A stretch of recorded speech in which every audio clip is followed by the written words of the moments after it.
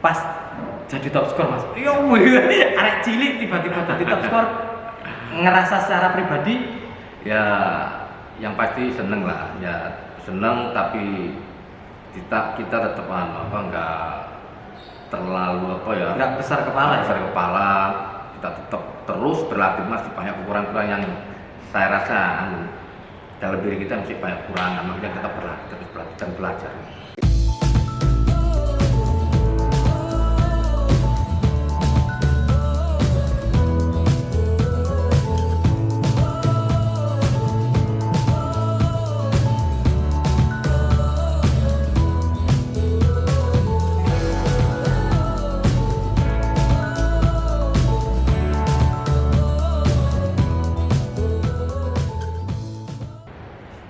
Selamat sore kawan-kawan. Kenapa sore? Karena sore adalah waktu yang menyenangkan untuk bermain sepak bola. Bertemu lagi dengan saya Miftahul Hamzah di kanal YouTube Oma Bal-Balan. Nah, sore hari ini saya bertemu dengan pokoknya striker top lah milik Persebaya Surabaya, Mas Agus Winarno. Selamat sore Mas. Selamat sore. Ya apa kabar Mas? Alhamdulillah baik-baik. Iki lama menghilang soalnya ini kan. Kemana aja mas selama ini? Setelah lama vakum nggak di bola, ya kerja sama Pak Jerry. Ya, Pak Jerry terus setelah itu kita lama nggak ngelatih, akhirnya kita kepingin ngelatih, kok ada ngelatih di teman-teman di Mitra Surabaya untuk melatih. Oh sekarang melatih di SSB Mitra. SSB Mitra Surabaya. Kemarin melatih pelajar LP Ma'arif mewakili Jawa Timur tingkat nasional. Yang Perseni NU kemarin. Istimewa. Alhamdulillah. Jajai pekan Jatim 2 kan untuk cabang sepak bola kan keluar 2 tim. Ya untuk saya itu baru pelajar. Yang Jatim 1 sama Jatim 2. Saya pekan Jatim 2 alhamdulillah dapat perunggu. Ini kalau SSB Mitra ini kalau teman-teman tahu yang generasi sekarang tahunya dari SSB Mitra itu lahir Evan Dimas, terus Randy Irwan, Randy Karama ya sekarang di Arema. Nah, itu teman-teman. Nah, kita flashback mundur ke belakang Mas Agus.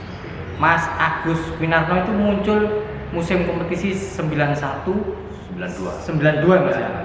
Bersama Persebaya. Itu langsung top skor Mas. Langsung top skor. Umur berapa waktu itu Mas? Waktu itu saya umur 17, SMA kelas 3. Kelas 3. Nah, itu dari klub internal ya di Asabab ya? Asabab amatir di Ampel, Lubes ya.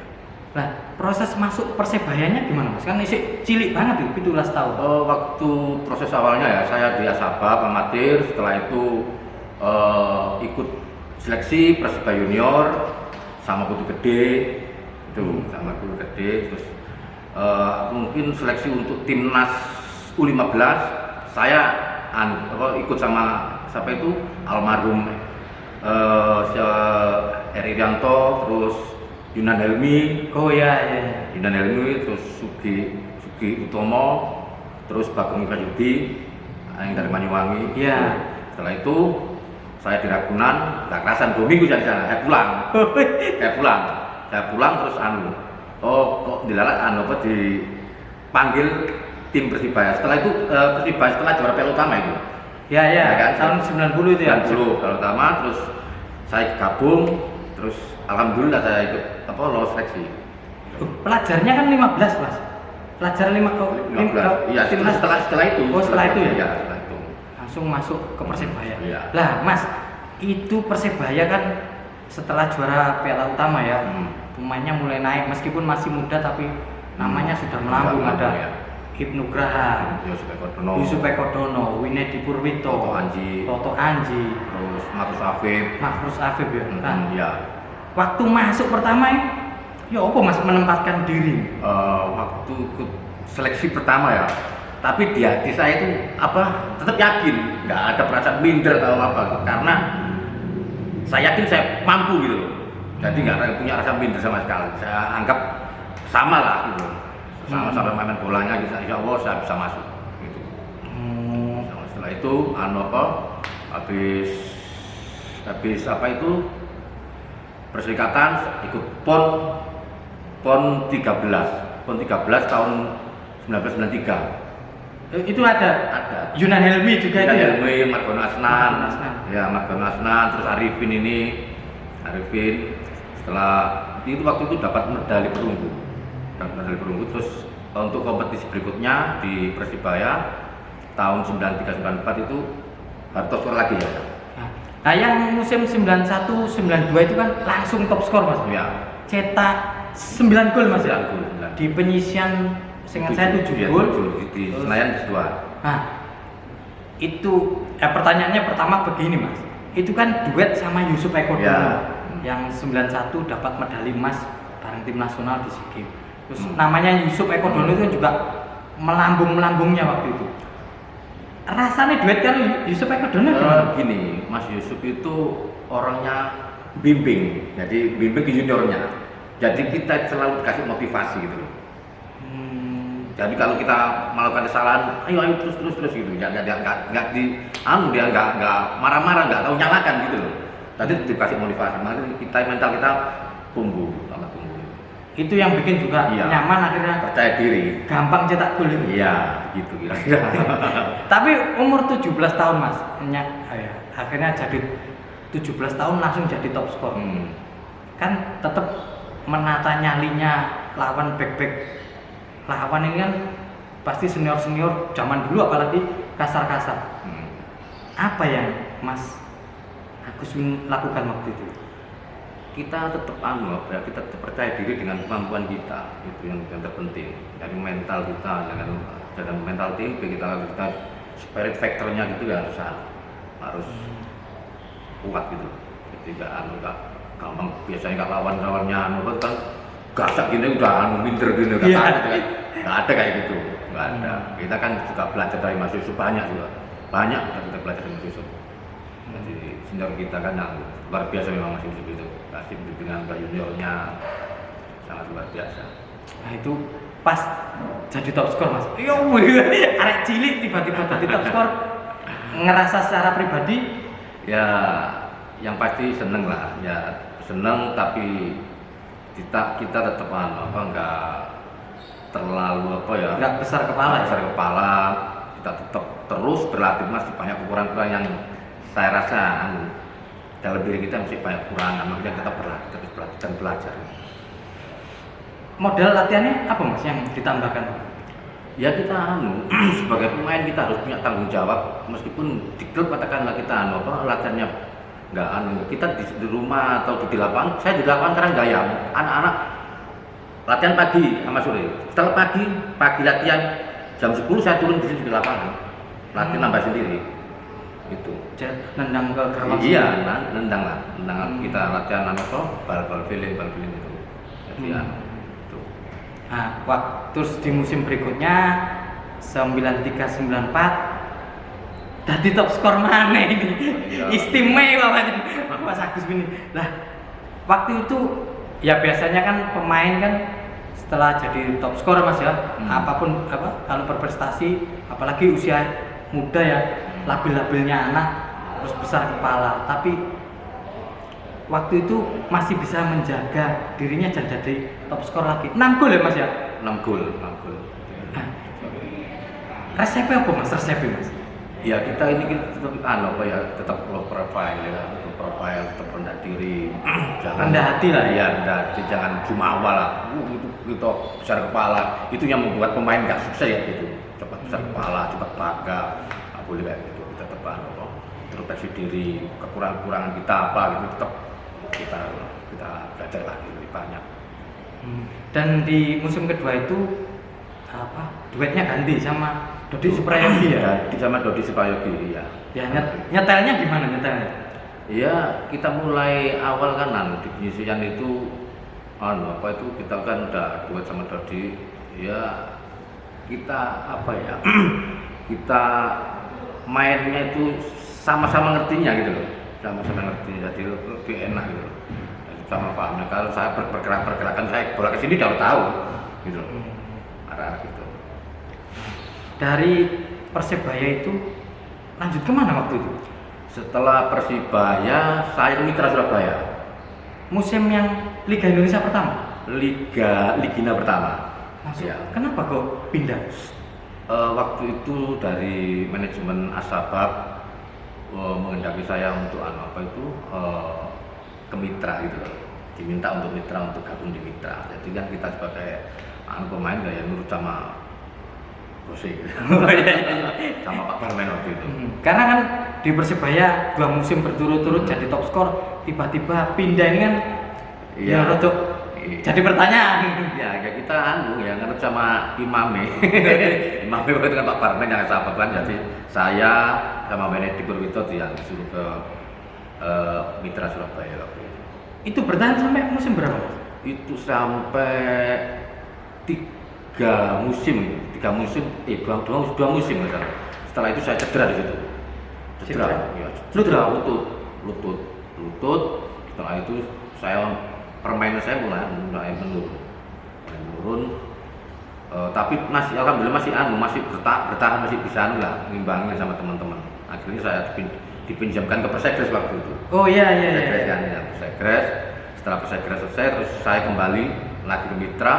Setelah itu PON ke-14 saya gabung sama Anang Ma'ruf, ada almarhum Irianto, terus Bejo, terus Ronald Peter, kipernya Hendro Kartiko. Ini PON 2000 ya? PON 96. PON 14 96 ya. 96. 96 apa? 2096 ya? 96. Tahun 1996 itu alhamdulillah di cabang sepak bola baru pertama kali kita dapat medali emas. Pertama kali untuk Jawa Timur. Ya. Gitu. Karena striker Agus Winarno yang mau. Setelah itu saya setelah dari PON saya langsung ke Petrokimia. Petrokimia di situ satu kompetisi. Saya nggak diperpanjang. Saya mau ke mana? Ke Putra Samarinda. Ternyata saya minta surat keluarnya waktu itu kan susah banget. Akhirnya saya memutuskan untuk main bola. Berhenti itu. Di usia 23 tahun kan? Iya, memang masih muda. Ya itu gara-gara surat itu. Cedera terus pemain saya akan menurun. Tapi ya untuk masih bisa lah untuk main, tapi ini kan nggak bisa maksimal. Akhirnya memutuskan pensiun dini. Di umur 23. Iya. Nah, ini nggak tahu ini boleh bertanya apa enggak? Siap. Setelah pensiun dari sepak bola, Mas Agus Win ini kan aslinya Gresik kan, Riorejo. Nah, setelah pensiun itu sempat ya mohon maaf ya. Siap. Kena masalah narkoba itu. Ya mungkin waktu itu kita setengah agak frustasi mungkin ya waktu itu kan. Nah, di sisi gelap itu kan akhirnya muncul kita pergaulan teman-teman akhirnya kena masuk ke dunia hitam itu. Ya alhamdulillah dengan support dari teman-teman akhirnya bisa kembali ke kampung yang teman-teman di sini main bola gitu, alhamdulillah. Gitu. Tapi itu nggak mudah Mas ya, karena lama sekali, kalau nggak salah sampai 2 kali kan masuk hotel Prodi. Iya, 2 kali. Itu proses Mas. Ya ini mungkin buat pelajaran buat semuanya, jangan sampai terjerat dunia hitam. Proses untuk kembali lagi yang meninggalkan dunia hitam itu apa Mas yang dilakukan? Itu yang pertama itu dari hati kita sendiri ya, dari hati kita sendiri yang penting, terus lingkungan kita ya kan, lingkungan kita tergantung kalau kita memilih lingkungan yang baik, yang enggak mendekati hal kayak gitu itu insya Allah kita selamat gitu. Nomor 1, makanya untuk generasi muda hindarilah hal-hal yang kurang baik karena kita untuk masa depan kita sendiri gitu loh. Karena seperti yang dialami Mas Agus Win ya ini mungkin pelajarannya. Dulu sempat namanya melambung sangat tinggi, terus tiba-tiba masuk hotel Prodi itu nggak enak banget Mas. Wah, nggak enak banget. Dulu diluluhkan orang akhirnya masuk. Mas, selain selain dari keteguhan hati tadi bahwa dunia narkoba, masuk penjara, terus pasti pernah mengalami hal yang paling mengerikan akhirnya jadi titik balik untuk lepas dari itu apa Mas? Ya gini nomor satu itu teman pergaulan itu kan. Terus dari hati kita sendiri gimana cara kita memanage hati kita ya kan, memanage hati kita. Alhamdulillah kita bisa. Yang penting punya tekad, kemauan untuk bisa lepas dari itu. Misalnya saya yang bisa. Nomor satu dari hati kita sendiri. Gitu. Hati kita sendiri. Nah, karena kan ya reputasi, nama, prestasi yang sudah dijalani jadi hilang Ya. gara-gara itu ya. Itu juga jadi pengingat begitu. Ya iyalah. Ya alhamdulillah dengan motivasi banyak teman-teman dari teman-teman Persibaya. Saya sempat kok setelah itu kan, setelah kena masalah yang kedua itu saya sama teman-teman diajak alat di sini. Alhamdulillah saya pernah asistennya Pak Freddy Mulu di Persegres Liga 1 sama Pak Abang Musin. Oh iya. Dan itu alhamdulillah. Setelah itu di Persibu Bondowoso sama Bambang Sumantri. Oh iya. Kedua tapi. Nah itu kan perjalanan Ya, kan. proses perjalanan. Nah ini Kan terpenting kan kita untuk kemauan untuk lepas dari situ. Kalau kemauan bisa kok, nggak ada yang nggak bisa. Nah intinya juga ketika ada masalah jangan ya frustasi boleh tapi Ya. menempatkan diri ya. Ya. Tadi Mas Agus Win bilang kok setelah dari Petro terus dihantam cedera dan nggak bisa berpindah akhirnya frustasi lari ke dunia yang lainnya. Jangan sampai seperti itu ya. Ya itulah. Jangan sampailah ke hal-hal yang negatif. Kalau bisa kita yang positif aja gitu. Terus nomor satu kan kok cari pergaulan teman nomor satu itu kan, jangan sampai cari teman yang deket-deket kayak gitu. Mas, Insya Allah bisa. kalau balik ke lapangan sepak bola, selama jadi pemain sepak bola, ya nggak panjang akhirnya kan dari umur 17 tahun sampai ke umur 23 tahun. Memang ada prestasi yang luar biasa, top skor 2 kali, medali emas PON. Tapi dari Mas Agus Win sendiri, kenangan dari sepak bola yang paling lekat yang susah dilupakan apa Mas? Ya waktu jadi top skor waktu itu kan. Kita paling kita punya kenangan di top skor itu kan. Paling tidak kenal di situ bahwa kita bisa membuktikan bahwa latihan keras itu memang benar-benar ada hasilnya gitu. Ya kan. Jadi itu. Itu dulu kawan-kawan obrolan bola, nggak usah panjang-panjang, tipis, tapi yang penting kita bisa bernostalgia bertemu lagi dengan Mas Agus Winarno karena lama nggak ketemu. Itu dulu, nanti kita bertemu dalam obrolan bola yang lainnya. Pokoknya kalau mau menikmati obrolan bola di sini saja di rumah Bapak. Matur suwun Mas. Oke, terima kasih sama-sama. Selamat sore. Selamat sore.